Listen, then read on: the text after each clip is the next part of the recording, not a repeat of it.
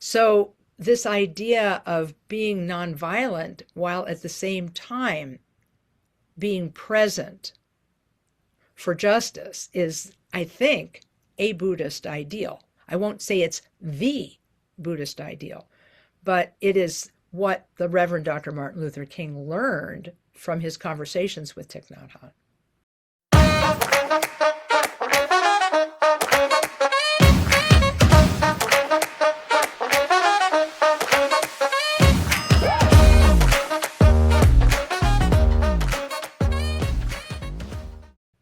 Hi, everyone, and welcome to the podcast. My name is Reverend Seth Stearns. I'm the Minister of Spiritual Life and Learning here at First Community. And our conversation today is with Lama Kathy Wesley, who is the resident teacher at KTC Buddhist Center here in Columbus, Ohio. And I wanted to share some background about how this conversation came to be. Lama Kathy was kind enough to host a group of us out at the KTC, a group of folks who do contemplative experiences on a monthly basis, different types of experiences. And Kathy was kind enough to host us. And during the course of being out there, she and I engaged in a conversation around social activism, social justice. What does that look like from a Buddhist perspective? And it was a fascinating conversation, and I was looking forward to continuing that conversation and being able to share it all with you. So, Kathy, thank you. Thank you for taking time and having this conversation. Yeah, I appreciate you inviting me. It's great to chat. Wonderful. In terms of your introduction, is there anything else you'd like to add to your introduction about No, who it sounds. you are? I'm ready to hear it. I'm ready to hear a podcast. So, yeah. Okay, wonderful. And maybe just a little bit of background first on KTC, just to let people know what KTC is. And then what I'd like, before we talk about social justice, social action from a Buddhist perspective, maybe a quick grounding, if that's possible, in Buddhist precepts and what are some foundational elements of Buddhism. Mm-hmm. Yeah, well, thanks again. Just thanks again for inviting me to be on the podcast. It's it's always fun to talk Dharma, which is what the Buddha called his teachings, Dharma or truth. It's always great to talk about Dharma, no matter whose Dharma it is. Hmm. So yes, I can tell you a little bit about, I think, Buddhism in general, and then Columbus KTC. The Buddhism in general is 2,600 years old, and it goes back to ancient India, which is where a young prince, Siddhartha, was born to the king and queen of a northern Indian city-state. And when he was young, he was destined to be king. So his father asked for a fortune teller to tell his fortune. And like, what kind of king will he be? And the fortune teller sort of upset the father by saying, look, here's what I saw. If he is protected and sheltered from all of the world's sufferings, he's going to be a great king. But if he is exposed to the sufferings of the world, he's going to run away from home and become a wandering holy man. Mm-hmm. And so the king, of course, not wanting his son to take this career path, he actually sheltered him. They had a very big palace compound. They kept him busy. He learned all the warrior arts. He learned everything, history, science. He learned everything that he could possibly learn. And when he was very young, as a teenager, he was betrothed and he was wed. And so then after that, he and his wife had a small son. Now his responsibilities to the king were done because he had produced an heir. And so he became restive and started wondering if maybe there was more to life than life in the palace. I mean, as a teenager, you can be incredibly distracted by all of the joys and pleasures of royal life. But once you get to a certain age, it's like you want to know what else there is in the world. And so he asked his father to go visit the kingdom, and the father said no. And he said, "No, come on. How can I govern a group of people I've never met?" That this is just me colloquially talking. So then the king said, yes, you can go. And so he sent him off with a chaperone. And believe it or not, yes, all the things that he was not supposed to see, he saw on this trip. Prince Siddhartha saw sickness, he saw aging, he saw death, he saw all of those things. And each time he asked his charioteer, well, what about this? And he said, well, haven't you seen any of this in your life, my lord? And the answer was no, because all of those things had been carefully hidden from him by his family. So, but he was just, he was, how should we say this? He was touched to the core by the suffering of his people.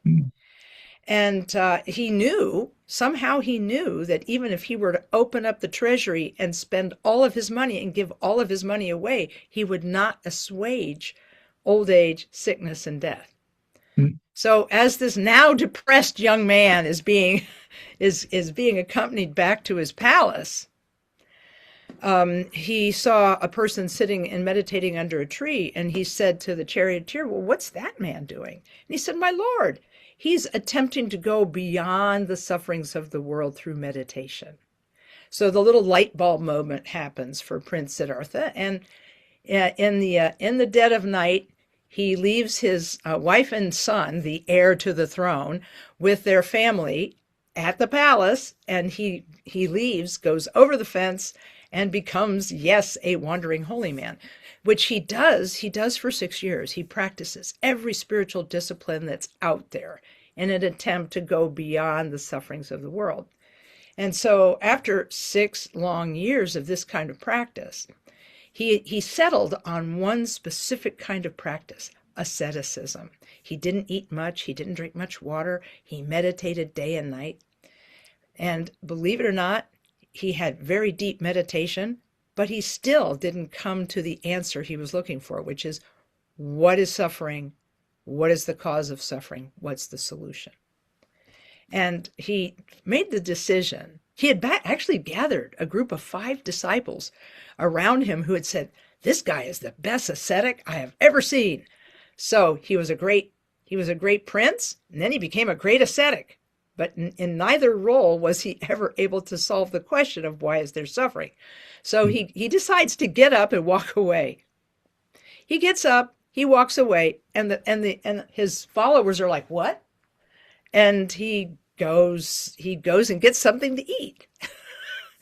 A woman gives him a bowl of milk and rice, and he takes this and eats this, and then his mind is refreshed, and instead of sitting on the sunny riverbank, he gets some soft grass and sits under the shade of a tree. So he's moderated his ascetic practice.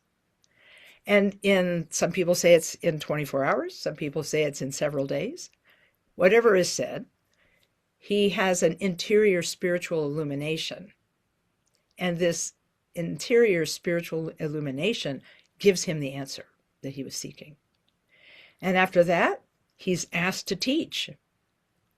And when he starts to teach, he teaches what are known as the 4 truths known by the noble. Suffering is part of life. You can run, but you can't hide. Suffering is part of life, so we need to accept that fact. First, that's the first truth. Suffering's part of life. Second, suffering has a cause. Now, you and me, we tend to think that the cause of suffering is out there somewhere. It's the boss, or it's the family, or it's the government, it's the man, whatever.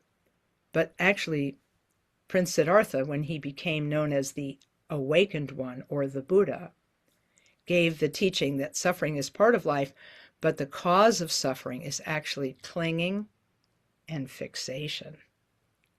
Now, we all know this from our own lives. We cling to people, we cling to things, we cling to ideas. You hear the talking heads on the radio and see them on TV. People are clinging to everything. And it is this clinging that causes the suffering. So you would think that the third noble truth would be the solution of suffering, and you would be right. Because if suffering has a cause, of course it has a solution. And if the cause is fixation and clinging, the solution is letting go. Now, you cannot say to a person who is suffering, I just let that go. You have to give them a method. And that's why the fourth truth, known by the Noble, after the truth of suffering, the truth of the cause of suffering, the truth of the solution to suffering, is the truth of the path that leads to the end of suffering. And the Buddha, when he taught this, he taught what are known as the Eightfold Noble Path and that sort of thing. But it really boiled down to four statements that he made. Do no harm whatsoever. Practice virtue as much as you can. And tame your mind. The fourth statement is, this is the teaching of the Buddha. So you need look no further. In other words, he only taught three things. Do no harm whatsoever. Don't harm yourself, don't harm others. Practice virtue as much as possible. Take care of yourself and benefit others. And tame your mind, which means to practice mindfulness and meditation so that you are aware of what is going on in your mind and can make the changes necessary to bring peace to yourself and to others. And that's it. And he taught this far and wide in northern India, gathered hundreds of followers. In fact, we're recording this on the celebration, during the 15-day celebration of his miracles. The Buddha performed a miracle every day for 15 days in order to win a philosophical and religious debate with non-Buddhist scholars who were hoping they could defeat him so that they could claim all of his followers. But it didn't work out because of the miracles thing. Mm-hmm. Anyhow, so this special time that we're doing this talk, this chat in, it's really special because it goes back to the life of the Buddha. These four things that the Buddha taught: do no harm, practice virtue, tame your mind. That's it. And all of the teachings of the Buddha that came after that, the dozens and dozens of sutras or scriptures, his Vinaya or monastic discipline, his Abhidharma texts that cover Buddhist cosmology, even so far as the Mahayana Sutras, which appeared not at the time of the Buddha's death, but hundreds of years later. All of these teach these same four activities. And this is what Buddhists do. Now, everyone, of course, asked the Buddha, which of the Hindu gods are you? You know, which one? Which Hindu god are you? And he denied being a god, denied it. And then they said, well, if you're not a god, are you like an ordinary person? And he said, I'm a human being who has accomplished enlightenment. So that put him right in the middle between the ordinary and the divine. So you sometimes could call the Buddha the teacher of the middle way. Away from the extremes of eternalism and nihilism, away from the extremes, you get the whole idea. And so Buddhism practices a non-theistic religion. Since the Buddha denied divinity, what this means is that the Buddha and all of those who attain awakening are saints of the highest order for us. They are worthy of veneration.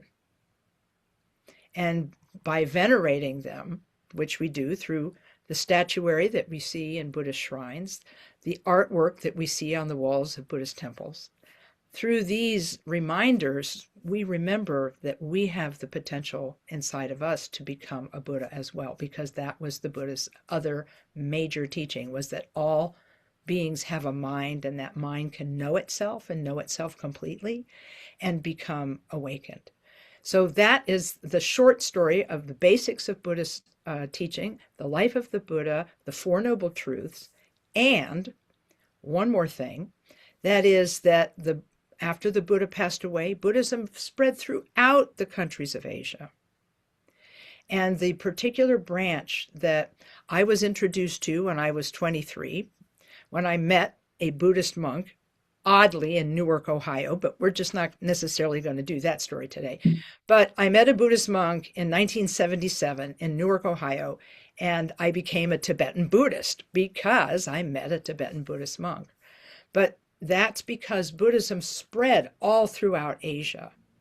And then, after the Tibetan diaspora of 1959, when the communist government in Beijing invaded the country to put down an anti-communist rebellion.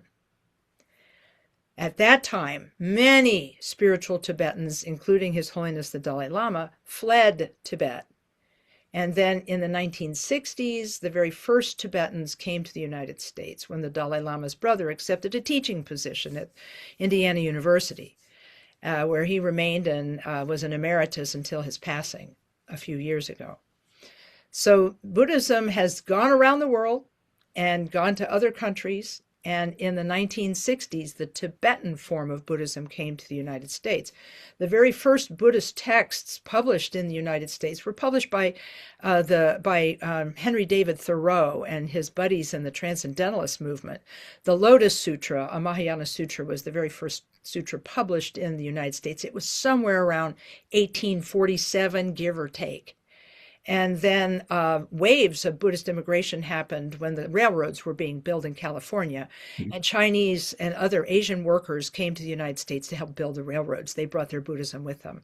Pure Land Buddhism, Zen Buddhism when the Japanese immigrated. And there have been waves of interest in Buddhism from the Transcendentalist literary movement of the East Coast United States in the 1800s to the 1920s interest in Japanese Zen, the 1950s beat poets and the interest in Japanese Zen, and then the 1960s and 70s the Tibetans and other groups coming to the U.S.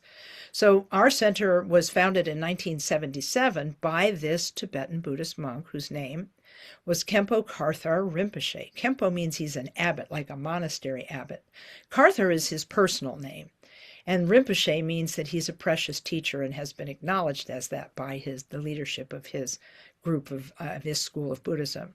So he remained in the United States from 1976 until his passing in 2019 at the age of about 95. And he continued to teach all of that time. And he came to Columbus time after time after time until his passing in 2019. So that's a little bit about how Tibetan Buddhism went through the world and how it came to the U.S. and why you've got a Tibetan Buddhist Lama or priest in front of you. Okay. Yeah. All right. So is it a misnomer to call Buddhism a religion? I'll tell you what. Some people say, because I hear this a lot, some people say Buddhism is not a religion, it's a philosophy. And I hear people say, Buddhism is not a religion, it's a way of life. I've heard people say Buddhism is not a religion, it's a psychology. But kind of my opinion is if it looks like a duck and it quacks like a duck and then there's incense and shrines, it's a duck. So it's a religion. If it looks like a religion, if the incense makes it smell like a religion, and so forth and so on, it's a big enough tent to include all of these ideas. Got it. Thank you. Thank you. It depends on what you need as an individual.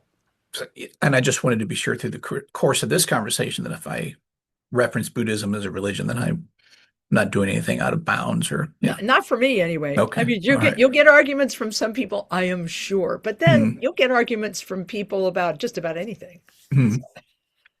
So let's go ahead and pivot then and thank you for actually a wonderful framework of Buddhism.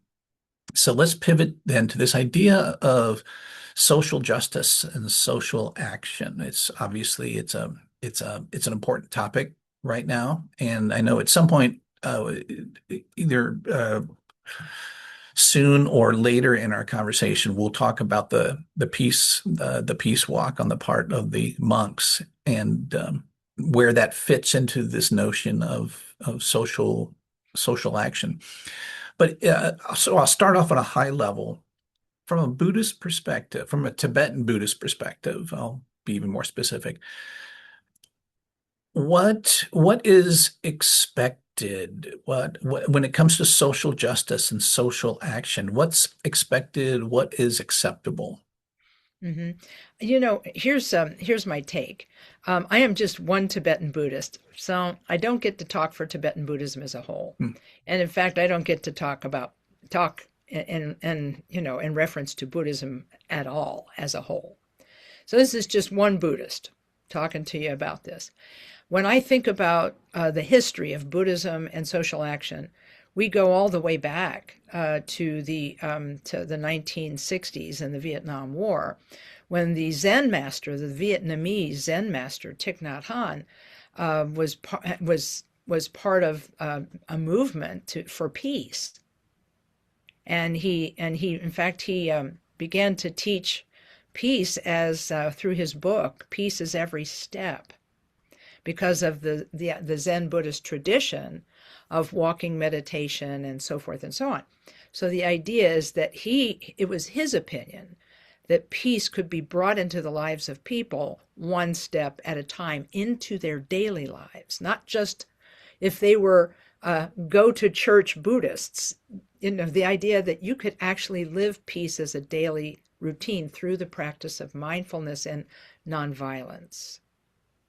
And so he had a really if I can interrupt you, and it's, if I remember correctly, Thich Nhat Hanh was started something called engaged Buddhism, I think that's was correct. the term. Yeah, that's So right. was that a break? Was that something new Oh, I as wish it I could. relates to? Yeah, I wish I could tell you, because I am not a student of this genre of Hmm. literature. I know of it like many other people, but what I can say about it, I might be able to go into that, answer that question from a side direction. Okay. Let's look at what happened.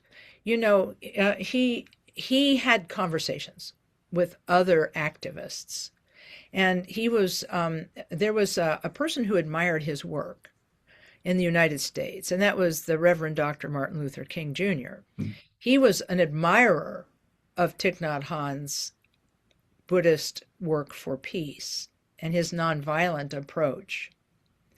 And they had discussions and conversations. And in fact, one of the most well-known quotations of the Reverend Dr. Martin Luther King Jr. is, "Hate does not dispel hate. Only love does that." Hmm. Well, what's interesting is that quotation is taken from the first chapter of the Buddha's Book of Sayings, the Dhammapada, or the Dharma Path, which was spoken by the historical Buddha Shakyamuni and quoted ever since then by Buddhists worldwide. The exact quote from the Buddha is, "Hate never once dispelled hate. Only love dispels hate. This is the law," or the Dharma, "this is the law, ancient and inexhaustible." And then he says, "You too shall pass away. And knowing this, how can you quarrel?" So this idea of being nonviolent while at the same time being present for justice is, I think, a Buddhist ideal. I won't say it's the Buddhist ideal, but it is what the Reverend Dr. Martin Luther King learned from his conversations with Thich Nhat Hanh. Hmm. And so in the 1950s and the 1960s, a group of Japanese Buddhist monks from the Nipponzan order of Mahayana Buddhism were walking across the United States with small drums, beating a cadence for their walk. And they were walking for peace. And their interest was in encouraging people to ban the use of nuclear weapons, which had wreaked so much destruction at the end of World War II in Japan and caused such fear in people's hearts and minds that this order of Japanese monks started crisscrossing the United States. I even met a group of them. I mean, it was really, really interesting to see and read about them going across the country. So the idea of being active for social justice is inside Buddhism, And even the teacher who is the head of our Buddhist, Tibetan Buddhist tradition, the Karma Kagyu Tibetan Buddhist tradition was asked, can a person be socially active, active for social action and social justice? And he said, well, it depends. It depends on whether you can do this while maintaining your spiritual equilibrium, which takes us back to the four teachings, the three teachings of the Buddha: do no harm, practice virtue, and tame your mind. So if a person undertakes social action, and undertaking that social action increases their mental afflictions, if it makes them more aggressive or makes them act out their aggression through the disguise of social activity and social justice, then they are doing a disservice to all of those who see their action, as well as to themselves and their own heart. Because we know this can happen, where people are passionate about a cause, but they lose sight of their moral compass and enact anger and violence in the things they say and the things they do. And so we have to recognize that it's not without cost, that protest is not without cost to the individual. And so that was what the Karmapa, the head of our tradition, said was the dividing line, was you can be socially active if it doesn't throw you off spiritually. So I even had a friend of mine who said, well, I got to be honest. She said, I can't go to a protest and hold up a nasty sign with bad words on it. She said, I just can't do it. It's because she remembered this little commentary called The 37 Practices of a Bodhisattva. And number 34 of these 37 practices is, because harsh words disturb the minds of others and cause the bodhisattva, the person whose mind is on the path of goodness, causes that person's conduct to deteriorate. Abandoning harsh speech, which is unpleasant to others, is the bodhisattva's practice. And this doesn't mean you don't tell the truth, that you don't speak truth to power. It means you have to use words that are attractive words, that are positive and powerful words, and not words that seek to wound or injure another person. So it's like, that's my first take. So let's get even more concrete and specific with that, if we could. Yeah. So give us some imagery of what does social action, social justice look like that is still in line and adhering to Buddhist principles, and what does it look like when it doesn't? Well, I can't tell you what it looks like when it doesn't, because I have to be honest with you. I have not seen anybody do like any of the people in my congregation. I'm sure they have all attended demonstrations, but I haven't witnessed what they do and what they say. So I can't tell you how they get it wrong. But if I see ordinary everyday people at protests and they use harsh language and attack other people and call them names and so forth and so on, that isn't the way to go. In fact, of the story that I interrupted myself for was about my friend who wanted to go to a protest, and she didn't know what to do because she knew that harsh speech was not going to do it, because her friend said, write bad words and attack somebody on a sign. And she's like, nah, I'm not going to do that. So what she did was she printed a Buddhist prayer on hers. And the prayer that she printed on her sign, which had to be pretty good size to fit the whole prayer on it, it's called the Four Immeasurables. May all beings have happiness and the causes of happiness. May they have I'm sorry, may they be free from suffering and the causes of suffering. So that's the first two. May they have happiness and the causes of happiness. May they be free from suffering and the causes of suffering. Third, may they have that great happiness, which is total freedom from suffering. Then the fourth, may they dwell in great equanimity, free of attachment and aversion to those near and far. And that was on her giant sign. Mm. That was what she stood for, was may this happen. So it's like, That won't get very many clicks, you know. That won't yeah, well, attract a lot of clicks. although I would say that the monks' walk for peace Mm. attracted a different sort of socially active individual. Mm. And Say more about that. I can't say that I saw any nasty language and any Mm. attacking speech happen among the crowds. Now, I only saw a select group of photographs from their walk, but that walk was more than 2,000 miles from their home monastery in Fort Worth, Texas, to Washington, D.C. It was 2,000 plus miles that they walked on foot through rain, heat, wind, and snow to reach Barefoot. Washington. Some of them barefoot. Yeah, some of them barefoot. And they went there and they said they wanted people to know there was another way. Mm-hmm. And that other way was personal peace. Mm-hmm. So that was, so I can't say that I saw any nasty signs among the people who lined the roads watching the monks go by. Can't say I did. Mm-hmm.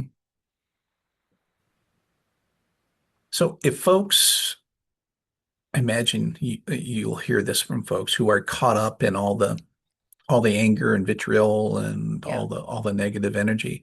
Mm-hmm. What counsel do you offer? Yeah.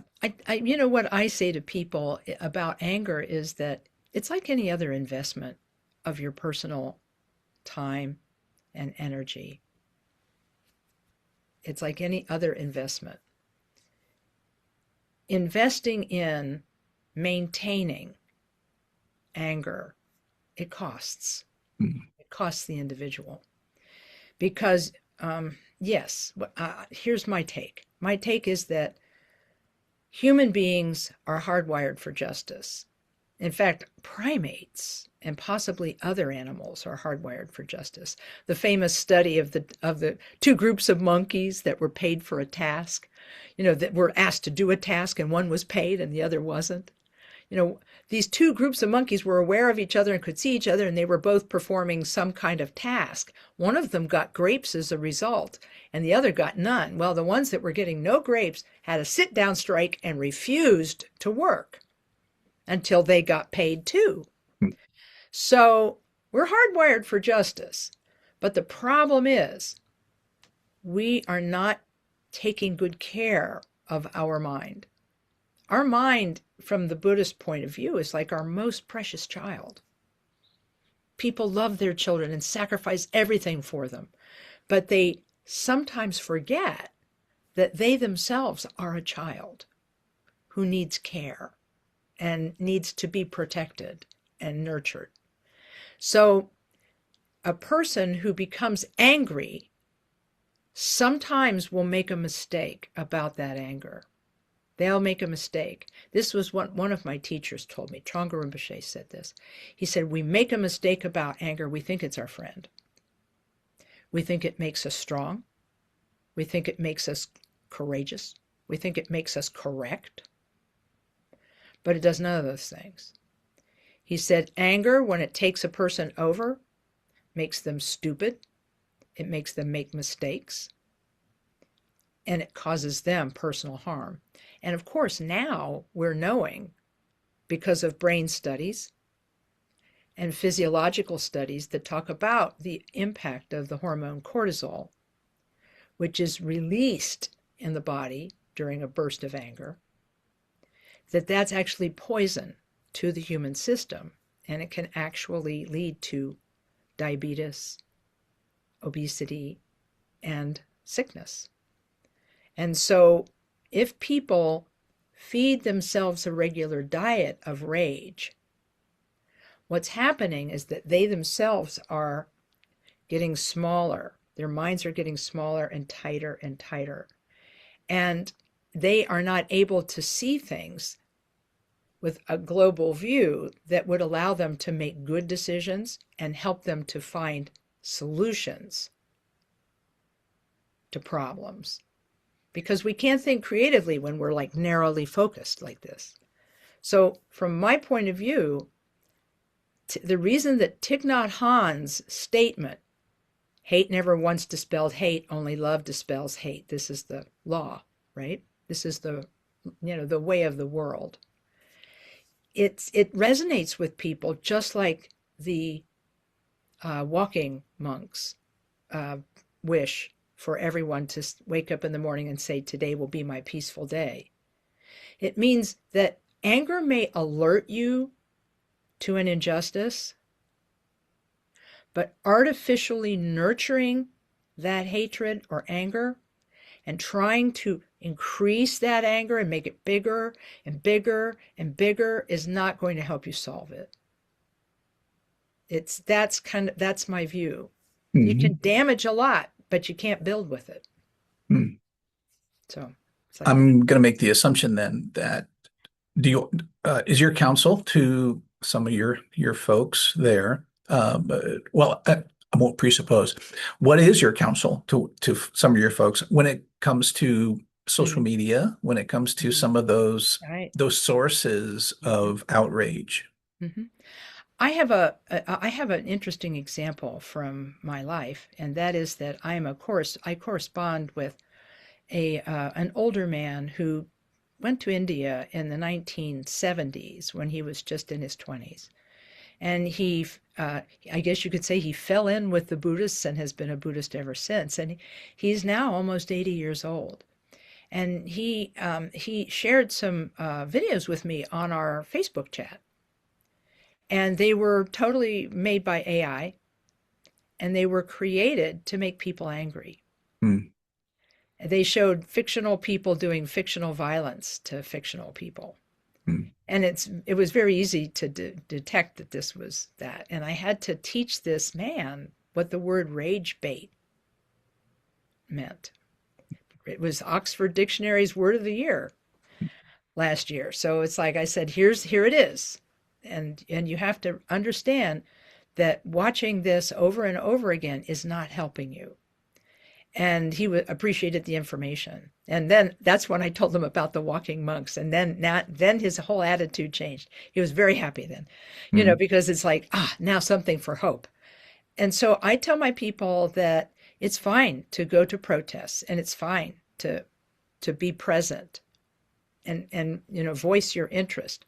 But please watch your mind. Please watch it, because your mind is your most precious child. And if you don't watch out for it, it's going to be hard for you. So if you can do this while also nurturing and taking care of, your most precious mind, then you can do any of these things. You can protest, you can be present, and so on. So it's like that. Because what is it doing to us? That's the point. Mm. What are we becoming? Because what the Buddha also said in that first chapter of his saying, he said, we are what we think. We are what we think. All that we are arises with our thoughts, and with our thoughts, we make the world. And if we think, speak, and act with a selfish mind, an impure selfish mind, me, I, then suffering follows that. Just as surely as the wheel follows the ox that draws your cart. And if you think, speak, and act with a pure, selfless mind, happiness will follow you like a shadow that can't be shaken. So those are the preamble verses to the one that the Reverend Dr. Martin Luther King Jr. quoted. Hate never once dispelled hate. So it's really kind of amazing So I'm going to have So, to do some study about Thich Nhat Hanh to find out exactly how he marshaled his work in Vietnam. So thank you. well, and I was just going to kind of head down this path. So, what you're offering some folks might hear that as being aspirational. Hmm. Are Yeah. there some um, are there some practices that you can offer, Yep. even for Yep. you and I called them hobbyists, Yeah. Buddhist hobbyists, Oh, or sure. lay folks? Are there some practices that you could offer that Hmm. when we find ourselves really getting in that negative cycle and that Yeah. negative spin Hmm. that can help to bring us out of that? Yeah. I'm going to go sideways for a second, but then I'll come back to your question. I'll sort of answer your question first by talking about the Venerable Panyakara, the leader of the monks who did the peace walk. He encouraged the people who were listening to him to become aware of their attachments, the things that they're attached to. And this will make you laugh for a second because it is rather comical. He said, we all have problems with attachment. He said, and this you can see. He's given this talk many times. He said, we all have problems with attachments, and they make us do things that aren't right. You know, we all have problems with our attachment. And he said, if we have a lover, we always want to be with that lover. And by that, I mean our cell phones.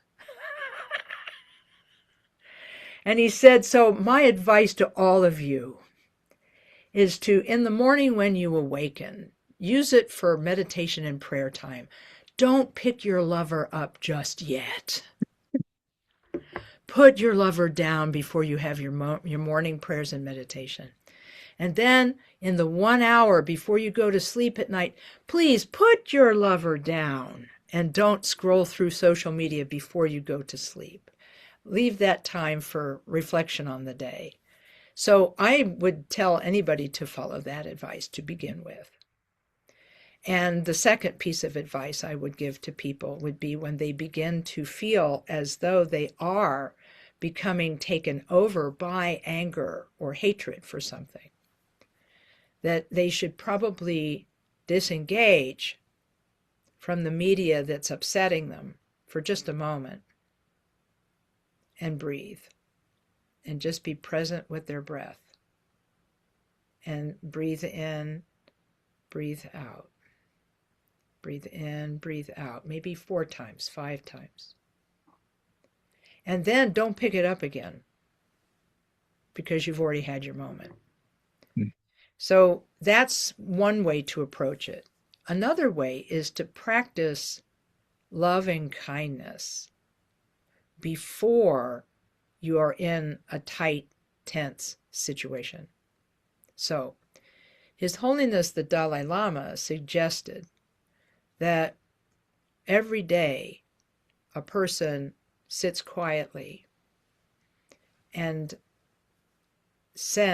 mentally sends love out. They imagine that they're sending their love and kindness out first to themselves and to all those who are in their family and their near and dear ones. Next, to people who are in the vicinity who they do not know. And then at last to all beings everywhere, including those they may not like. And that by breathing out and sending, and you imagine as you breathe out that you send your love to all beings. And you just do this for maybe 1 minute, 2 minutes, 3 minutes. You can use your phone for that. Just breathe out, and think as you breathe out that you're giving goodness and happiness to all beings. And then when you get up from your seat, try to maintain that idea and recognize that everyone that you see is really just like you. They're just like you. They want to be happy, but they don't know how. They don't know how. And because they don't know how, they're going to bump into things over and over and over again and make mistakes over and over and over again as they try to seek happiness. And see that, and when you see it, wish them love and compassion. In fact, there's a friend of mine who is a Buddhist, and she has gone to protests against the immigration enforcement actions where people have been swept up on the streets and things like that. And she said, I have a hard time going to these. She said, because I tend to, in my mind, still feel hate and anger toward the people who are doing these violent things. And I said, well, do you remember the medicine Buddha? And this is from one of the Buddha's Mahayana Sutras, where he talked about the promises made by an enlightened being known as the Buddha of medicine. And these Buddhas and Bodhisattvas can be depicted in any color or shade. Like, for example, the picture over here is Tara, the feminine aspect of compassion, but she's seen in many, many different colors, and this one is the white one. But there is also a green one and a red one and so forth. So the medicine Buddha is blue because there's a healing stone, a stone that's associated with healing called lapis lazuli. And I said, so then would you try this? I said, because you've practiced medicine Buddha meditation, meditating on his form and saying his mantra and so forth, I said, why don't you imagine that in the heart of every single enforcement agent is a medicine Buddha, and then that medicine Buddha is giving out light that then blesses that person. And so that's, she said that helped her a lot. She said, even as I'm watching the news, I'm visualizing the medicine Buddha in the heart of all the people who I have a problem with. Yeah. And in fact, my own teacher was asked, well, how do we pray for political figures we dislike? I'm not going to be able to lay my hands on it right away, I bet you. Yeah, I may not be able to, but he actually spoke a prayer. He spoke a prayer, and he said, may this person whom I'm praying for, this person who I am opposed to, may this person quickly be free of suffering, and may they meet genuine spiritual friends. May they pursue a spiritual path, and may they become fully and completely enlightened and free from pain and suffering forever. It's like that. I'm not going to be able to find the exact words, unfortunately, because I have a picture of this prayer on my phone, and I've shared it with lots of people. But that's how he, as a Buddhist, wanted to pray for people who he would have a problem with. As you're speaking, it strikes me that what you're suggesting takes a high degree of intentionality, as opposed to allowing ourselves to be swept up in the emotions and the rage and the all of those things. So I love some of the exercises and the practices that you've shared, and that I think are one doesn't have to study Buddhism for years and years and years to be able to incorporate those. I feel like we're worth it. Okay, just we're worth it. Our most precious mind, our most precious child is worth caring for. And if we can take care of ourselves, then the world we create, after the one that we've found fault in here, the world that we then create will be a different world. Humans will always have failings and problems, and there will always be violent ones who seek to use their violence to harm other people. But we have to keep our own heart and mind as clear as we possibly can so that we can build something that is lasting within ourselves. So that's my hope is, and this is why the Dalai Lama and others recommend doing this, extending imaginary love to people. He says, do it every day, extending this love every day, because he said, you will find, he said, that it will begin to change how you look at people. He said, the person who serves you coffee at the restaurant, the person who is getting on the bus with you, all of these people, they're part of your world, and you can actually be kind to them for no reason. And that's going to be something that they're going to experience and notice. And that's how peace gets built, person by person by person. And it gets built by putting down the sources of entertainment and rage bait and putting that stuff down because it's addictive and dangerous. You put it down, and instead you take up the caring for yourself and for others. I think it's a vibe. Mm-hmm. Mm. I think it's a thing that we can actually nurture and have grow in our own heart. So we can try. I love the contrast and the juxtaposition of sort of that energy that can be generated as we think about social justice and doing things. Oh, sure. On the other side, or not on the other side, but as a alternative conduit, as an alternative way of doing that, is the striving for compassion. Compassion versus outrage. Exactly.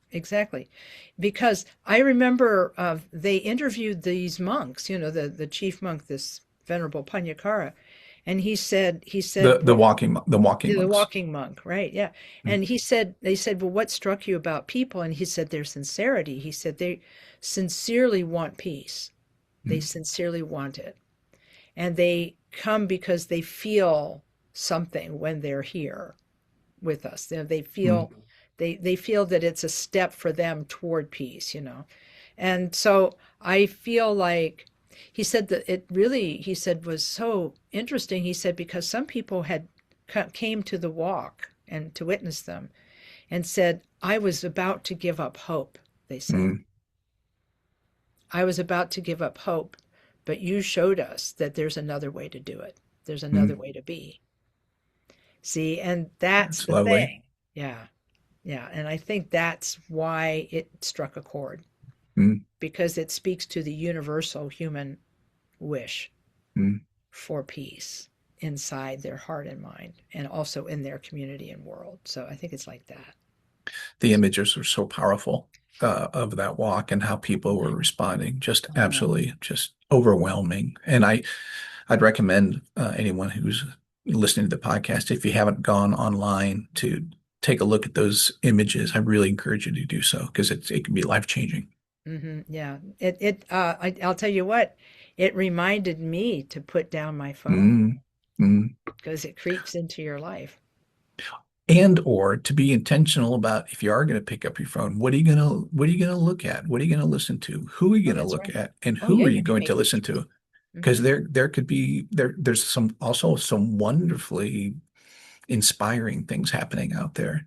Oh yeah. But we have to. The algorithms aren't necessarily going to take us there. Not. No, the algorithm, no. It's not our friend.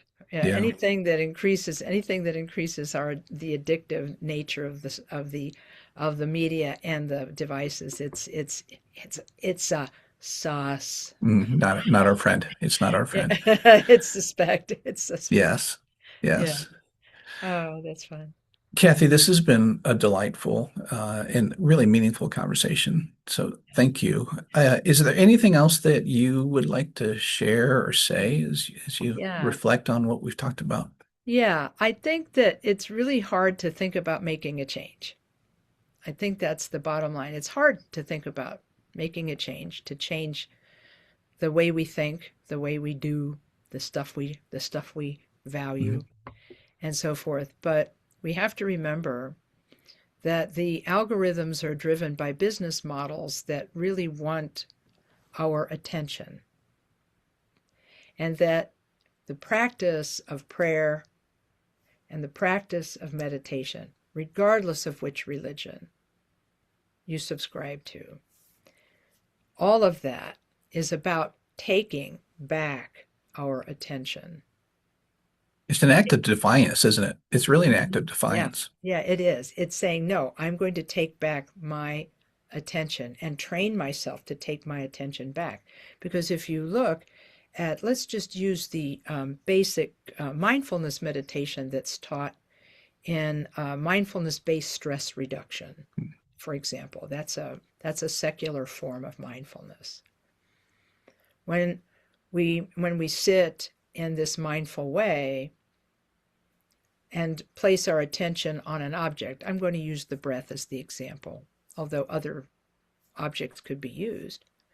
By doing that, placing attention on the breath, for example, as it comes in and goes out, that's pretty secular. Everybody breathes. So it's like in breath, out breath. And what you'll find is that you'll have a few moments where you're attentive to the breath. But then something will occur in your mind and you'll be distracted from the breath. And that's actually fine. It's okay. It's not wrong. It's not bad. It's just what human minds do. We're interested in things that move and show us pictures and are exciting. And, we like all that. But the idea then is that our attention has been drawn away. And when we recognize that our attention has been drawn away, we can take a moment, stop, say, I'm thinking, and then make the aspiration and go back to the breath. Just come right on back. Come back to the breath for a fresh start at mindfulness. Just a fresh start, because you in that moment reclaimed your attention. It's back to you now. And so when you do this, you're strengthening the muscles of letting go. And that just goes back to the Buddha's Four Noble Truths.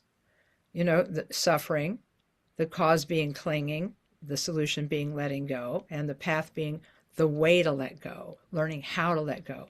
So when you're sitting in a mindful way or praying in a mindful way, coming always back to the prayer, you don't come back to your prayer and meditation with judgment. You just come back, because that's all you have to do. And then when you bring yourself back again and again, eventually you get good at noticing the muscles of letting go get stronger, and you can find that you can let go of bigger and bigger and heavier things until you're able to be with a lot of things that you couldn't be with before. So that's what taking back your attention is all about. And if you can do that, then you can begin to put your attention on things like the loving kindness meditation and be present with that. So, it's not just about removing your attention from something, it's about giving your attention to something that's worthwhile. A friend of mine said she said, I became a better prayer person after I learned I learned some mindfulness. She said, now I do it before I do my prayers. So Wonderful. Kathy, if anyone wants to know more about KTC there and hear about what you all are up to, where do they go? They can go to www.columbusktc.org, and they'll see our webpage. We even have a webpage called I'm New, and it will tell you what to expect when you arrive at the Buddhist Center, and give you some tips on where the coffee is and some other things like that are necessary. So hopefully that will be useful to folks.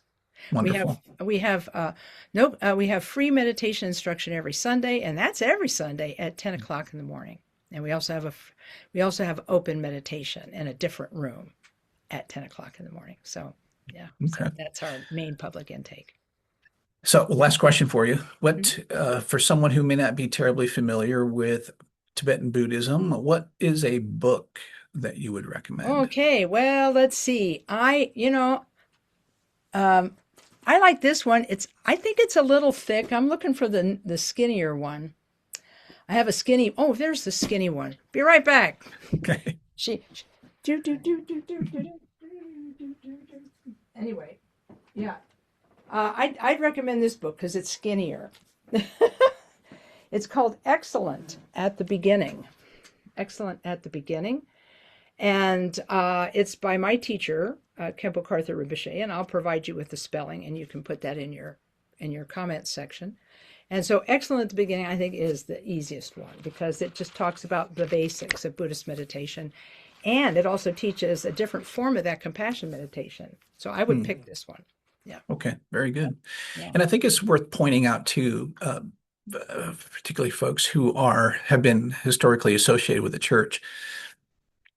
So, and you can correct me if I'm wrong, but there is a wonderful blending that's possible Hmm. between Tibetan Buddhism and other religious traditions, and that Hmm. one doesn't have to necessarily pick one or the other. This is And correct. This is correct. As my teacher once told a person who was of the Christian persuasion who wanted to practice Buddhist meditation, he said to her, he said, "Look, when you get a new friend, you don't have to get rid of your old friends. Now you have two friends." And, that's a and wonderful way to look at that. yeah, and so yeah, it's like that. It's very much like that. So Mhm. yeah, there's nothing that's incompatible, but you also have to recognize that it's going to be a different tradition that is non-theistic, and it's okay because you can learn Buddhist meditation and not become Buddhist. Mm, And a lot of people have done that.